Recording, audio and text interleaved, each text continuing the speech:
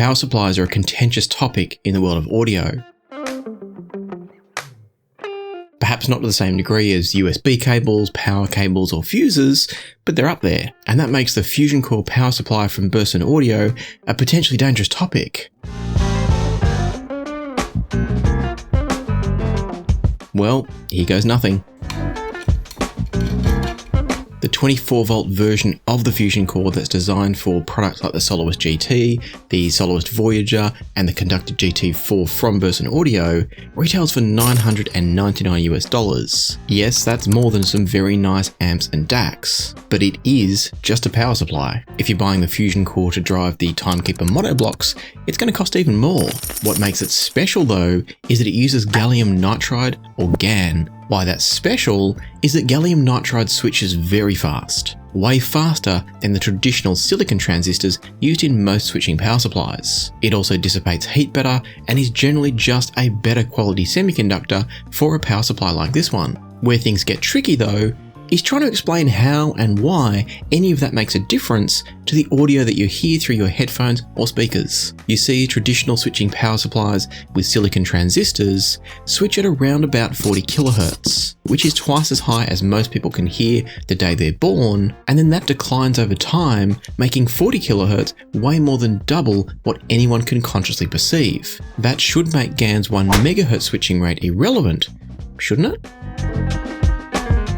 Well, if you've seen my video about the research showing that ultrasonic frequencies all the way up to 100 kHz can actually affect the way we perceive sound, you'll know that things aren't so simple. Exactly how these frequencies influence our hearing and audio perception is still a little bit unclear, but it seems to relate to the interaction between the sounds that we can hear and all of their harmonics that we can't hear. What I can tell you for sure is that there is a significant difference between these standard power supplies on many of the Burson devices and their upgraded supercharger power supply, and that's all based on a higher frequency switching in the supercharger supply. Moving to the Fusion Core power supply aims to take that improvement to a far greater level by switching from silicon up to the GaN transistors, and therefore leaving even the superchargers in the dust, theoretically.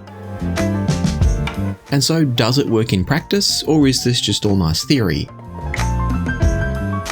Before we go deep into sound quality though, let's cover off the fact that not only is the Fusion Core more expensive than some pretty solid DACs and amplifiers, it's also bigger. However, it might be easy to use for some people, and that's because it uses a mains power lead rather than being a large, heavy wall wart like the superchargers. I actually much prefer the design of the Fusion Core because it can be very difficult sometimes keeping a heavy wall wart in the wall socket, or even worse, in a power board that's mounted upside down under a desk or bench. Of course, you do need to find space to put the big chunky block that is the Fusion Core, but I think it makes it a bit easier in terms of the actual power socket real estate. Once you get your Fusion Core all connected up, what you're going to hear is going to vary a little bit depending on whether you're coming from a traditional switch mode power supply or a Burson Audio supercharger power supply. Either way, the differences are actually kind of the same, it's the scale of difference that's going to vary. And specifically, what you'll hear is nothing. Nothing between you and the music. With the Fusion Core doing its thing, the sense of transparency and naturality from the DAC, the headphone amp, or the power amp that you're driving with it is going to reach its maximum level. Although I would have said that about the superchargers too, so who knows, maybe there's more. And it's really hard to highlight the specific details that are different because it's everything. I've been using the superchargers on all of my Burson gear for ages now, and so everything I'm going to talk to you about here is going from the supercharger up to the Fusion Core. It's all the same going from the standard power supply to the Fusion Core, but bigger. And whether I was using it on the Soloist GT, the Soloist Voyager, or the Conductor GT4, with all of those devices, what the Fusion Core delivers compared to the supercharger is a more spacious sound, a smoother sound, but also a more detailed and resolving sound. The soundstage consistently spreads wider and deeper when using the Fusion Core, no matter what the device is, whether it's an amp, preamp, or DAC, and sounds within that soundstage are better separated and more tightly focused in the mix. Listening to a Fusion Core powered device after coming from a supercharger powered device is a little bit like getting your prescription fixed or updated on your glasses when it's actually gone a little bit out of range for what you actually need.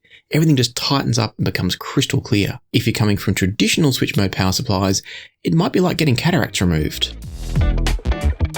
Okay, that's clearly an exaggeration, but the point is that the Fusion Core is going to deliver fantastic upgrades to the sound on a high-end system.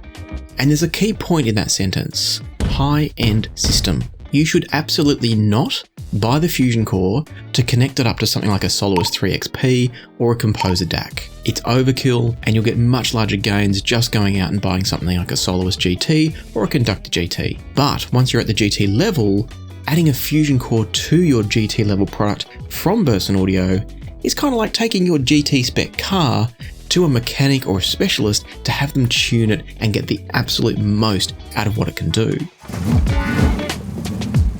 Now, why is this? As I said earlier, it's a little bit tricky to answer scientifically because the research on the topic is still ongoing. We don't yet fully understand the mechanisms of ultrasonics and their impact on audible sound. But the easiest explanation I can come up with, based on the research that's out there and some assumptions based on that research, is that the further we push the switching noise of a power supply outside the ultrasonic sort of influential range, if you want to call it that, the better the sound's going to be, the more information our brains can interpret without it being messed up by ultrasonic switching noise. Now, whether that gets to us through things like carrier frequencies or harmonics in the sound, I don't know. I can't answer that yet, but I do look forward to finding that out, and I'll continue my series of hearing science videos as we start to get more studies. What I can say for certain though, is that if you're looking to get the absolute most out of your 24-volt DC powered devices, or if you want the ultimate power supply for a pair of 32-volt Timekeeper monoblock amps from Burson Audio, you need to get yourself a Fusion Core. And so as always, I've got links in the description down below where you can go and pick up a Fusion Core for yourself, or two if you need them. And if you're wondering what I'm going on about with all of this ultrasonic noise and hearing and perceiving sounds that we can't actually hear, then I've linked my video up here where I talk about the fact that research shows that sounds you cannot hear that are above 20 kilohertz are actually influencing how much you enjoy your music. For now, I want to say a huge thanks to channel members, to channel Patreon members, and to those of you that leave super thanks on videos like this one. And until next time, happy listening, be kind to each other, and I'll see you here again soon on Passion for Sound.